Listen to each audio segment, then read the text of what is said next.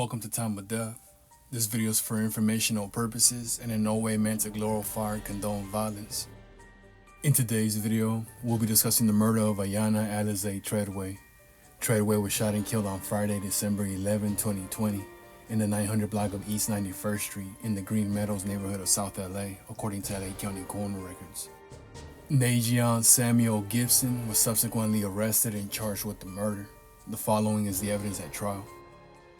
LAPD Officer Andres Fernandez, who monitored the East Coast Crips criminal street gang for 5 years, testified as the prosecution's gang expert. Officer Fernandez estimated the East Coast Crips had more than 800 members, divided among 13 sets, including the 6 Deuce, 6-6, and the 6-9 sets. The East Coast Crips rivals included, among others, the family Swan Bloods. Officer Fernandez opined that defendant Gibson, his brother Mario Gibson, and Brandon Brown were part of the 6-9 East Coast Crips. He based his opinion on his contacts with them, their self-admissions, their gang tattoos, their frequent association with other members at specific gang locations, and social media pictures. Navon Woodson and Richard Perry, who were involved in the December 9th shooting, were members of the 6 Deuce and 6-6 East Coast Crips respectively. According to Officer Fernandez, the area of 62nd and San Pedro Streets was a stronghold or a known gang hangout for the East Coast Crips, primarily the 6 Deuce East Coast Crips. In addition, a house located on West 70th Street was a known stronghold for the East Coast Crips, primarily the 6-9s. At 5:56 p.m. on December 9, 2020, Tyrone Wofford, a family Swan Blood gang member, was shot in front of an apartment building on East 91st Street, which was a family Swan Blood hangout. Wofford was pronounced dead at the hospital. LAPD Detective Jocelyn Baginat was assigned to investigate the homicide. Detective Baginat reviewed surveillance videos of the night of the shooting, taken from the security cameras on the front of the 91st Street building and 2 nearby residences. One video showed a sedan and an SUV drive east on 91st Street and continue down the street. Then 3 individuals walked toward the 91st Street building. They created a firing line and then started shooting toward the direction where the victims were standing. Another surveillance video showed 3 individuals running away westbound on 91st Street, with the last individual from the group running away, shooting a couple of times towards the apartment building. Detective Baginat viewed surveillance video from other locations and determined the sedan and the SUV drove to the 62nd Street East Coast Crip location after the shooting. Detective Baginat and Officer Fernandez also viewed surveillance videos from cameras in the 62nd Street area taken from approximately 3:30 p.m. to approximately 11 p.m. on December 9th. One video showed that at 3:51 p.m., defendant Gibson, dressed in all blue, double parked his blue Audi at the 62nd Street location. Defendant Gibson exited the vehicle and spoke with several individuals, including Woodson and Perry. Defendant Gibson left the location in his blue Audi at approximately 4:46 p.m. At 5:41 p.m., several individuals took the back license plate off a blue sedan that was double parked in front of the entrance of a car wash on 62nd Street. Woodson then got into the driver's seat and Brown got into the front passenger seat. Perry got into the front passenger seat of a black SUV that was registered to him as the owner. At 5:44 p.m., the blue sedan and the black SUV left the 62nd Street location, 12 minutes before the Wofford shooting. Based on the surveillance videos, Detective Baginat identified Brown, Perry, and Woodson as the East Coast Crip gang members involved in the Wofford shooting. Perry was charged with murder and conspiracy to commit murder, but prior to his testimony, he entered into a negotiated plea for manslaughter with a 3-year sentence in exchange for his truthful testimony. On the night of December 10, 2020, the family Swan Bloods held a Candlelight Vigil for Wofford on the driveway of the 91st Street building. At approximately 11:45 p.m., Nathaniel Caldwell, a family Swan Blood gang member, stopped by the Wofford Vigil for 5 to 10 minutes.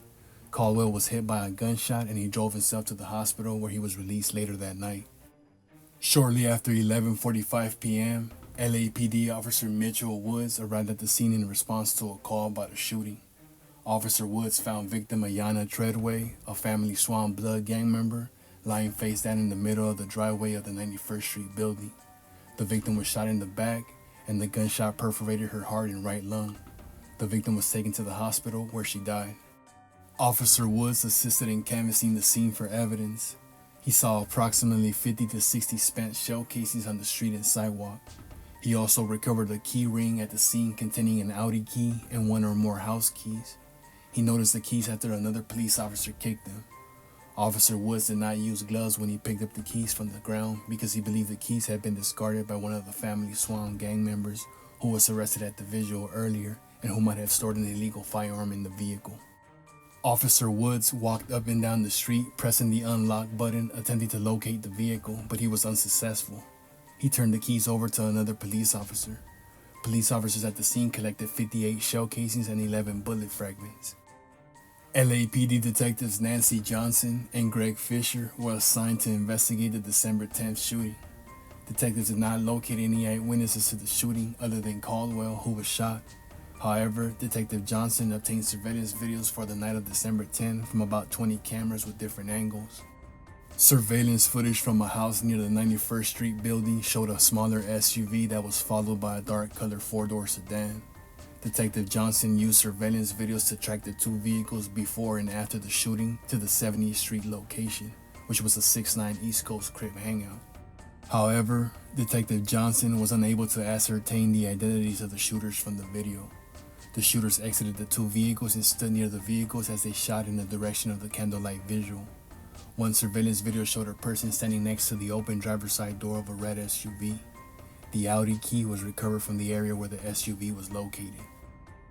On December 11, 2020, at approximately 5:40 p.m., LAPD officers Omar Covarrubias and Richard Pacheco were on patrol when they saw defendant Gibson standing on the sidewalk on 70th Street near a parked blue Audi. Defendant's brother was sitting in a red SUV parked in a nearby driveway. When Officer Covarrubias attempted to pat down defendant Gibson to detain him on an unrelated matter, Gibson pushed Officer Covarrubias away and attempted to flee. Officer Covarrubias grabbed defendant's shirt and defendant attempted to push him again. The two then fell to the ground. Officer Covarrubias handcuffed defendant Gibson and walked into the patrol car without further incident. Detective Johnson reviewed body camera video from the December 11th arrest, and she observed the red SUV, which was similar to the red SUV used in the December 10th shooting. The video showed the red SUV reverse into a driveway across the street from the original loadout spot on 70th Street. She obtained the license plate of the red SUV from the body camera footage and found defendant's brother had rented the vehicle from November 28 to December 13. Detective Johnson also observed that the blue Audi in the December 11 body camera video was similar to the SUV from the December 10 surveillance video in body style, type, and shape. The police executed search warrants on defendant Gibson's social media account, cell phone, and home.